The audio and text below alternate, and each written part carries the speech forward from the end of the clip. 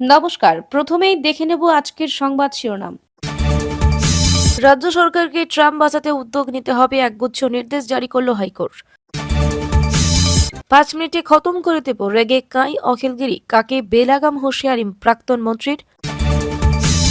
জেলে বসে মুখ্যমন্ত্রীর সঙ্গে কথাবার্তা, শুভেন্দুর অভিযোগের পাল্টা কি বললেন প্রাক্তন শিক্ষামন্ত্রী।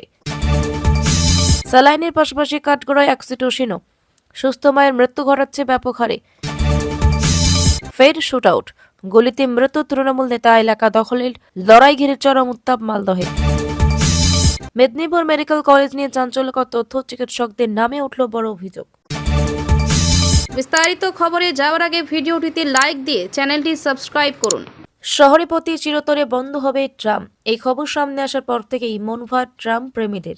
তিলোত্তমার 150 বছরের দীর্ঘ সঙ্গীর পথ চলা যে শেষ, তা মেনেই নিতে পারছেন না কলকাতার নাগরিক মহল। দিকে দিকে হচ্ছে প্রতিবাদ। এই পরিস্থিতিতে এবার ট্রাম সংক্রান্ত মামলায় বড় নির্দেশ কলকাতা হাইকোর্টের। শহরজুড়ে ট্রাম লাইন বুঝিয়ে ফেলা বন্ধ করতে করা ডোজ উচ্চ আদালতের। এদিন প্রধান বিচারপতির ডিভিশন বেঞ্চে ট্রাম নিয়ে দায়ের হওয়া জনস্বার্থ মামলা উঠলে নির্দেশ, ট্রাম লাইন বুঝিয়ে ফেলার কাজ বন্ধ করতে হবে সংক্রান্ত ছবি সহ রিপোর্ট রাজ্যকে জমা দেওয়ার নির্দেশ দিয়েছে উচ্চ আদালত। ট্রামকে রাজ্যের ঐতিহ্য তকমা দিয়ে বিচারপতি সাব বলেন, ট্রাম এ রাজ্যের ঐতিহ্য, তা তুলে দেওয়া খুব সহজ কাজ, কিন্তু রাজ্য সরকারকে ট্রাম বাজাতে উদ্যোগ নিতে হবে। পর্যবেক্ষণে চিফ জাস্টিস বলেন, বহু দেশেই তো ট্রাম চলে, রাস্তার একেবারে মাঝখান দিয়েও চলে কোনো কোনো জায়গায়। ট্রাম বাজাতে হলে রাজনৈতিক সদিচ্ছা প্রয়োজন। প্রসঙ্গত বিগত কিছু সময় ধরে কিছু রুটে ট্রামের ট্রাক তুলে ফেলার পাশাপাশি সেই জায়গায় পিচ দিয়ে বুঝিয়ে দেওয়া হচ্ছে বলে অভিযোগ উঠছিল। এবার সেই ইস্যুতে লাগাম পরাতে একগুচ্ছ নির্দেশ দিয়েছে হাইকোর্ট। প্রধান বিচারপতির নির্দেশ, শহরের যে জায়গাগুলো থেকে ট্রাম লাইন তুলে ফেলার অভিযোগ উঠেছে সেই সব জায়গায় কলকাতা পুলিশকে তদন্ত করতে হবে। বিরাট পদক্ষেপ দিয়ে বিচারপতি বলেন, ওপরতলায় হাত না থাকলে এভাবে লাইন বুঝিয়ে ফেলা কখনোই সম্ভব নয়। রাজ্যের প্রাক্তন মন্ত্রী অখিলগিরি একসময় এক মহিলা বন আধিকারিককে হুমকি দিয়ে বিপাকে পড়েছিলেন তিনি, যার জেরে হারাতে হয়েছিল মন্ত্রিত্ব। আর এবার আরও একবার শিরোনামে তিনি। এবার একেবারে ভরা রাস্তায় তৃণমূল বিধায়ক উত্তম বারিকের অনুগামীদের উদ্দেশ্যে করলেন কড়া মন্তব্য। প্রকাশ্যে হুমকি দিলেন বোম চার্জ করার। হঠাৎ কেন এমন রেগে গেলেন অখিলগিরি? কাঁথি কোঅপারেটিভ ব্যাংক নিয়ে পূর্ব মেদিনীপুর জেলায় তৃণমূলের দুই শিবিরের মধ্যে কার্যত আড়াআড়ি ভাগ। মনোনয়ন তোলাকে কেন্দ্র করে সোমবার দুই শিবিরে তৈরি হয়েছে বিরাট অশান্তি। আচমকা প্রার্থীদের উদ্দেশ্যে করে স্লোগান ওঠে, চোর চোর। তারপর মঙ্গলবার অশান্তির ঝাঁঝ বাড়ে আরও এক ধাপ। খন্ডাই কোঅপারেটিভ ব্যাংকের মনোনয়ন জমার প্রস্তুতি ঘিরে উত্তম বারিক ও অখিলগিরি উভয় গোষ্ঠীর মধ্যে ব্যাপক বচসা বেঁধে যায়। অভিযোগ করা হয়, অখিলগিরিকে গালিগালাজ এবং কটূক্তি করেছেন উত্তমের অনুগামীরা।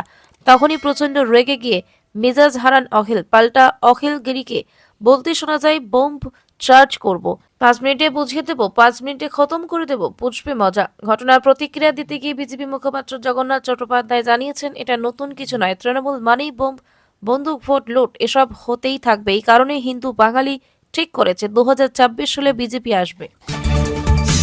জেলে বসে মুখ্যমন্ত্রীর সঙ্গে নিয়মিত কথা বলেন পার্থ চট্টোপাধ্যায়, এমনই বিস্ফোরক দাবি করেছিলেন রাজ্যের বিরোধী দলনেতা শুভেন্দু অধিকারী। মঙ্গলবার সরাসরি তা নিয়ে প্রশ্ন করা হলো পার্থ চট্টোপাধ্যায়কে। জবাবে তিনি বললেন, পাগলি কিনা বলে ছাগলি কিনা খায়। সম্প্রতি জেলের পরিকাঠামো নিয়ে বিস্ফোরক দাবি করেছিলেন রাজ্যের বিরোধী দলনেতা শুভেন্দু অধিকারী। দাবি করেছিলেন, জেলে বসে অপরাধীরা অপরাধ জগতের সঙ্গে যোগ রাখছে। সেই সময় শুভেন্দু বলেছিলেন, পার্থ চট্টোপাধ্যায় নাকি জেলে বসে নিয়মিত যোগাযোগ রাখছেন, কথা বলছেন মমতা বন্দ্যোপাধ্যায়ের সঙ্গে। সেই কারণে নাকি পার্থ জেলে বসে পছন্দের খাবার পান, দাবি করেন তিনি। মঙ্গলবার এই নিয়ে প্রশ্ন করা হয় পার্থ চট্টোপাধ্যায়কে। অভিযোগ রীতিমতো ফুৎকারে উড়িয়ে দিয়েছেন তিনি। উল্লেখ্য, 2022 সালে 22শে জুলাই পার্থের বাড়িতে ম্যারাথন তল্লাশির পর গ্রেপ্তার হন পার্থ চট্টোপাধ্যায়।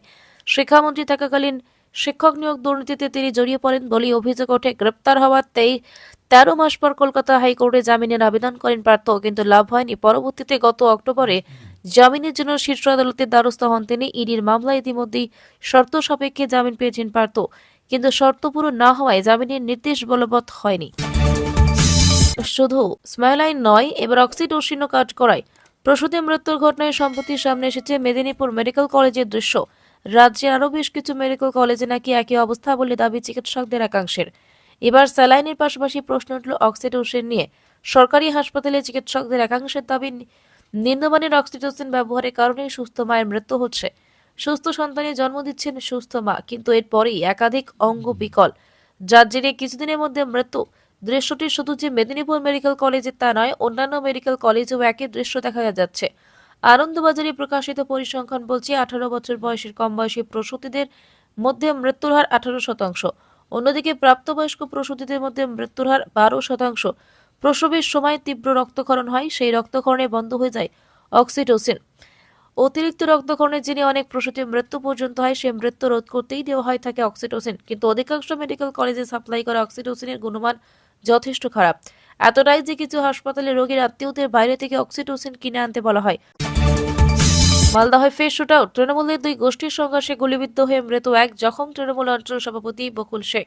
তার ভাই প্রাক্তন পঞ্চায়েত প্রধান এসারউদ্দিন শেখ ওরফে রাজু। ঘটনাস্থল থেকে উদ্ধার হয়েছে গুলি। এলাকায় কালিয়াচক থানার আইসি এসডিপি ও কালিয়াচক ও মালদহের অতিরিক্ত পুলিশ সুপারের নেতৃত্বে বাড়তি পুলিশ বাহিনী। মৃত তৃণমূল কর্মী হাসু শেখ বাড়ি শোকদেবপুর এলাকায়। 2016 সাল থেকে এলাকা দখলের লড়াই জাকির শেখ এবং বকুল শেখের।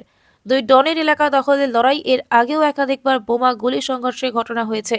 জাকির এক সময় ছিল কংগ্রেস, গত লোকসভা ভোটের পর জাকিরও যোগ দেয় তৃণমূলে। দুই নেতা শাসক দলে যোগ দেওয়ার পর ফের শুরু হয় নতুন করে এলাকায় প্রভাব বিস্তারের লড়াই। আজ এলাকায় একটি নর্দমার কাজের সূচনা করতে আসেন বকুল ঘোষ। সেই কাজ সেরে ফেরার পথে হামলা চালায় জাকির শেখের দলবল। প্রথমে বচসা, এরপর গুলির ঘটনা ঘটে। ঘটনাস্থলে মৃত্যু হয় তৃণমূল কর্মী হাসু শেখের। আহত বকুল শেখ ও ভাইয়ের চিকিৎসা চলছে মালদা মেডিকেল কলেজ হাসপাতালে। মেদিনীপুর মেডিকেল কলেজের ভয়াবহ দুর্দশার ছবি রিপোর্টে। মেদিনীপুর মেডিকেল কলেজের কাণ্ডের তদন্ত কমিটির রিপোর্ট উঠে এলো। চাঞ্চল্যকর তথ্য, মেডিকেল কলেজের ওটি রুমে পরিষ্কার এবং স্টেরিলাইজেশন হয় না। বিভিন্ন জায়গায় বিভিন্ন ফ্লোরে রক্ত ছড়িয়ে থাকে, যা অস্বাস্থ্যকর পরিবেশ তৈরি করে। কর্তৃপক্ষ কোনো ইতিবাচক পদক্ষেপ নেয় না। এটা একটা প্রতিদিনের নজির হয়ে দাঁড়িয়েছে। ওটি স্টাফ থেকে শুরু করে অস্ত্রোপচারের জন্য যেসব চিকিৎসকেরা নিযুক্ত থাকেন, তাদের একটা অপারেশন থেকে অন্য অপারেশন যাওয়ার জন্য এই ওটি গাউন পরিবর্তন করার দরকার হলেও করা হয় না তা। প্লাস্টিক গাউন পরেই অনেক সময় অস্ত্রোপচার শুরু করে দেন, যা প্রোটোকল বিরোধী। ওটি করিডোরে কোনো সিসিটিভি নেই, তার জন্য ওটি কমপ্লেক্সে কারা যাচ্ছেন এবং কারা বেরোচ্ছেন তার কোনো গতিবিধি নজরদারি করা সম্ভব নয়। মেদিনীপুর মেডিকেল কলেজের একাধিক দুর্দশার ছবি উঠে এলো কমিটির রিপোর্টে। তদন্ত কমিটির রিপোর্টে চিকিৎসকদের দায়িত্বজ্ঞানহীনতার কথা উঠে এলো। ডক্টর সৌমেন দাস, তিনি তার দায়িত্ব পালন করেননি সঠিকভাবে। তাকে ডাকা হলে তিনি শুধুমাত্র একবারই একটি রোগীর জন্য অপারেশন থিয়েটারে ঢোকেন। অস্ত্রোপচার প্রথম সহযোগী করেছেন, দ্বিতীয় সহযোগীর সহায়তায়। এটা প্রতিদিনের একটা রীতি হয়ে দাঁড়িয়েছে এই ইউনিটে। ডক্টর সৌমেন দাস, যিনি সার্জন, তিনি ওটিতে ছিলেন না, তিনি ওটি কমপ্লেক্সের দায়িত্বে ছিলেন। স্পাইনাল এনথ্রেসিয়া এই 5টি ঘটনার ক্ষেত্রে দেওয়া হয়েছে সংশ্লিষ্ট পজিটিভদের দ্বারা। যিনি স্পাইনাল অ্যানেস্থেসিয়া করার দায়িত্বে ছিলেন, তিনি দেননি। রেজিস্টার থেকে সেই তথ্য পাওয়া গেছে। রেকর্ড থেকে যা পাওয়া যাচ্ছে তাতে দেখা যাচ্ছে দায়িত্বপ্রাপ্ত আরএমও অপারেশন বা অস্ত্রোপচারের প্রসিডিওর ঠিকঠাকভাবে পালন করেননি, তদন্ত রিপোর্ট উল্লেখ করা হয়েছে।